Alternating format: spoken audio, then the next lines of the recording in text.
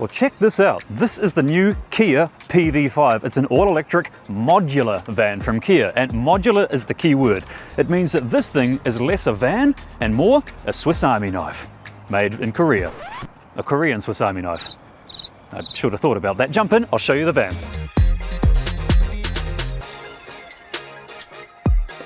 All right, let's talk tech specs first of all. We start with what's powering this thing. In fact, across the entire range, there's one motor choice.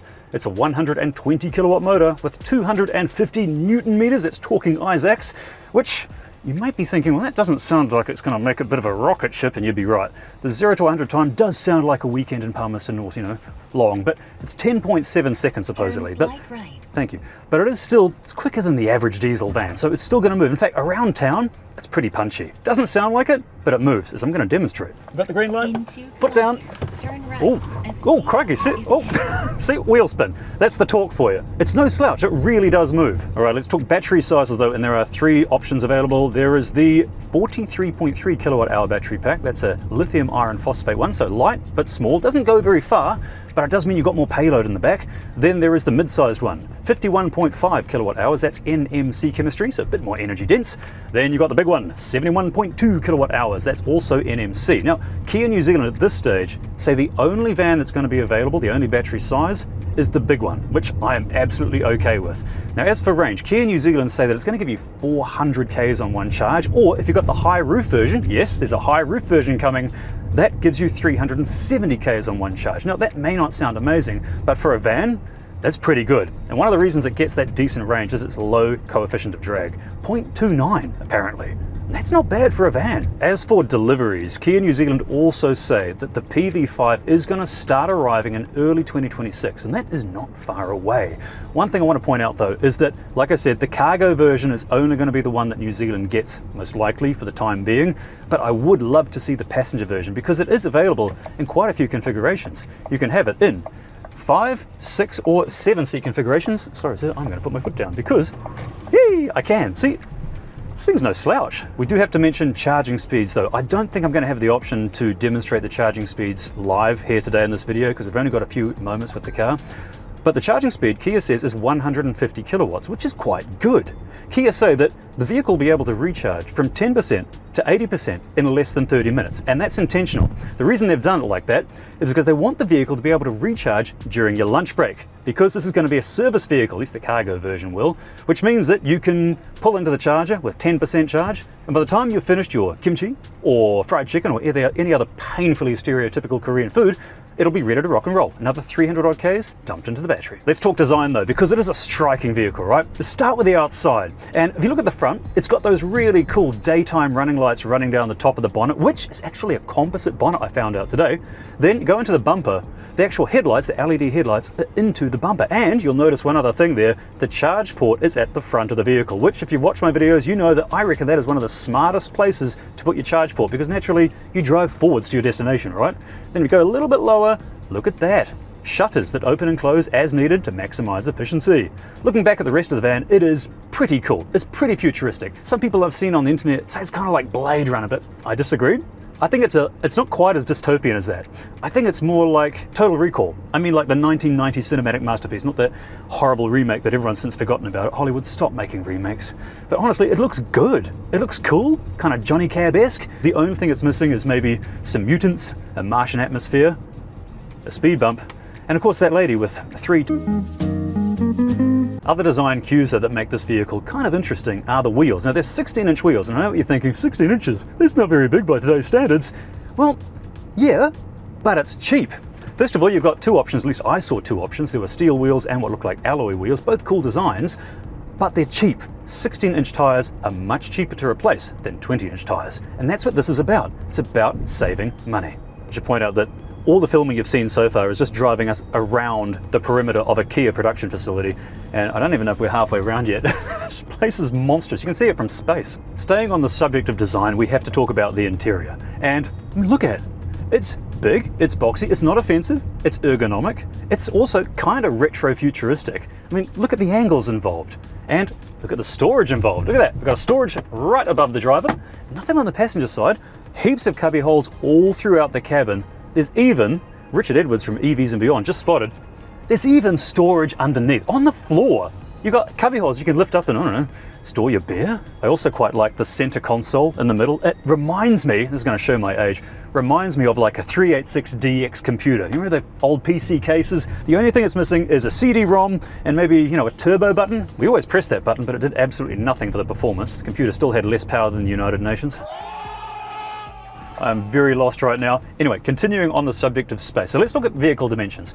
This thing is 4.7 meters long, just shy by a few millimeters, and 1.9 meters wide, just shy by a few millimeters. So that actually makes it about the same size as the short wheelbase ID Buzz. In fact, the wheelbase in this is almost the same as well. The wheelbase in this is 2.995 millimeters, almost 3 meters. Again, almost the same wheelbase as that popular German one. We're off. Excuse me, truck. See, I tell you what, only 250 Newton meters, only. This thing moves, man. Let's talk storage in the back though, because if you're going to buy this as a cargo vehicle, this is what you want to know.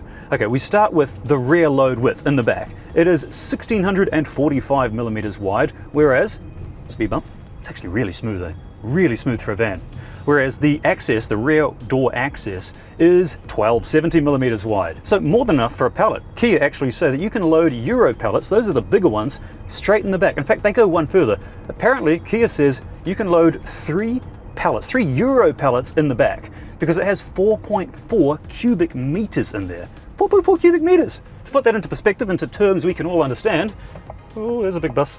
That is, I worked out, I did the math, 18,000 potatoes. And I know what you're thinking, oh, potatoes, they change shape, they're variable. Haha. Not if you use the potato standardized average length and diameter metric, which I do. Science, folks. It's also a really wheelchair friendly vehicle.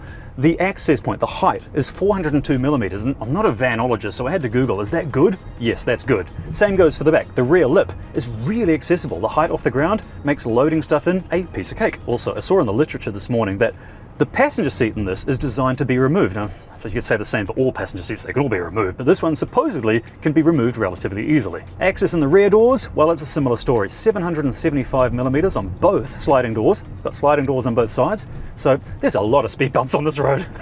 Now, fortunately, the suspension is just eating them up.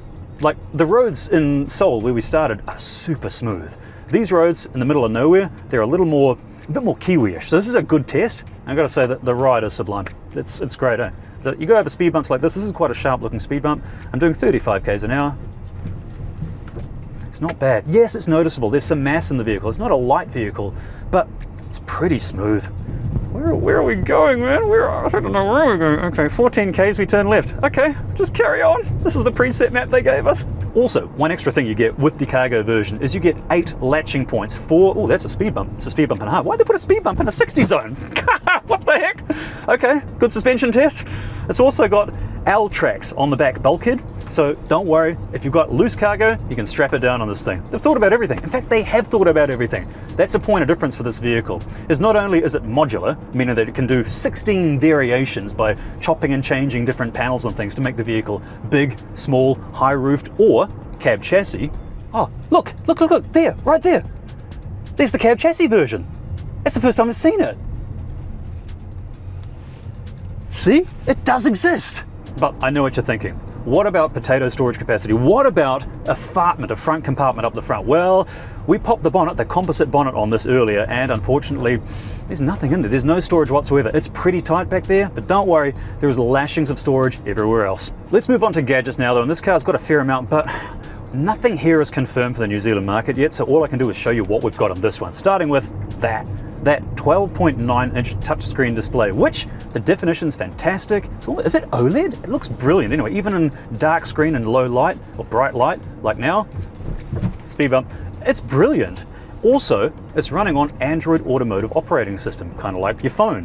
Now, I was hoping that means it's going to be connected to the Google Play Store, like you can get in Polestars and Volvos, but supposedly it's likely not going to be connected to the Play Store, which is a shame because when your car is connected to the Play Store, you load all your apps on there, like a Better Route Planner or whatever you want. Right in front of me though, the instrument cluster, this is where it's all happening. It is fixed to the dashboard, which means that the steering wheel, like now when it's at its lowest setting, it is obscuring the top. That's a common complaint. I wish they'd fix that. See, in the BYD, they put it here on the steering steering column in the Atto 3, which means that no matter where your position is, you can always see it. This, I have to look down to see it, or I could just raise the steering wheel up, but then it would look a bit weird. That's something I should point out, is that during the creation of this vehicle over the last few years, Kia spoke to hundreds of different firms, courier drivers, delivery drivers, DHL, Courier Post,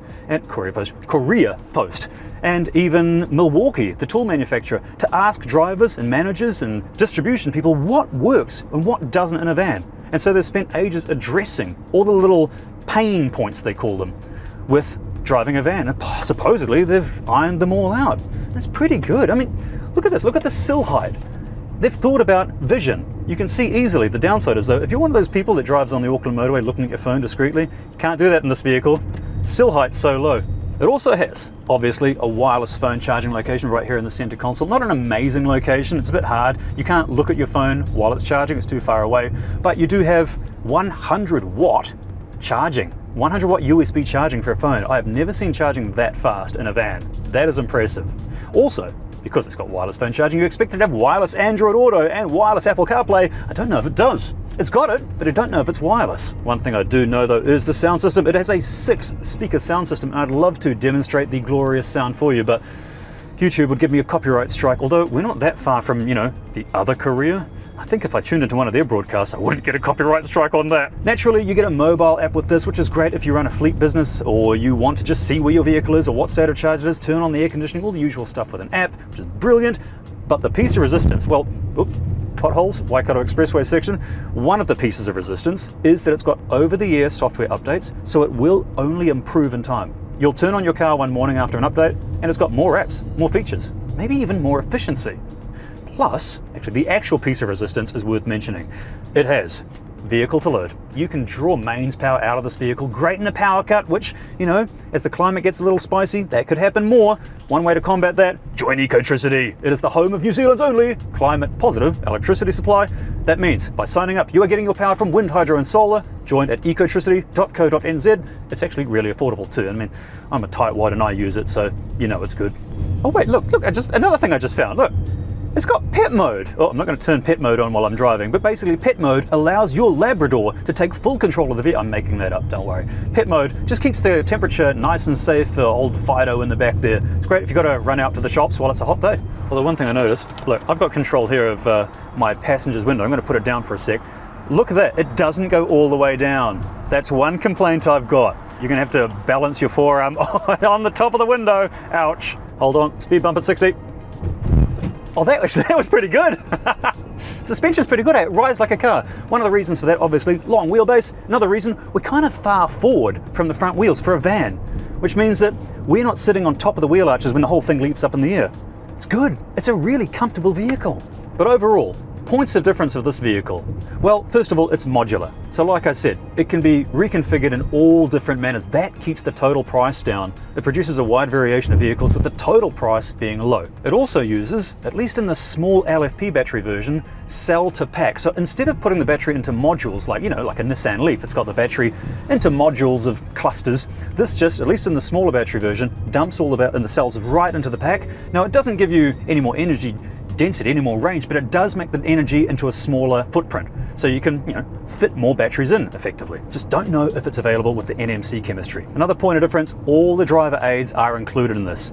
Your driver monitoring, your lane keeping assist, your blind spot monitoring, all that stuff's included in the price because it all reduces the risk of accident, and an accident means you're out of work. It means downtime, it means lost profits. But best of all, like I mentioned, the big point of difference, not all the gadgetry, not the range, the point of difference is that it's modular.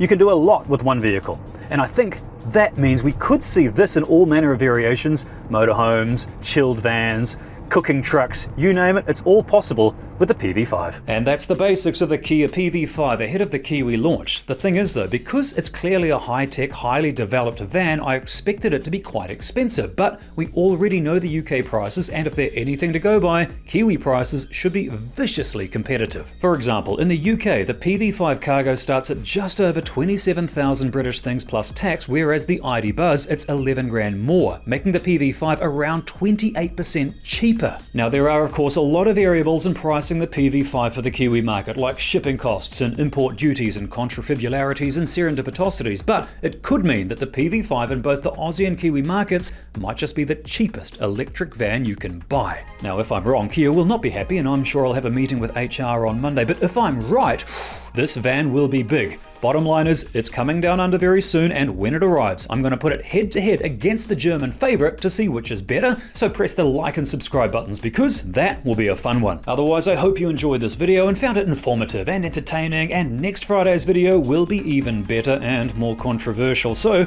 I'll see you then.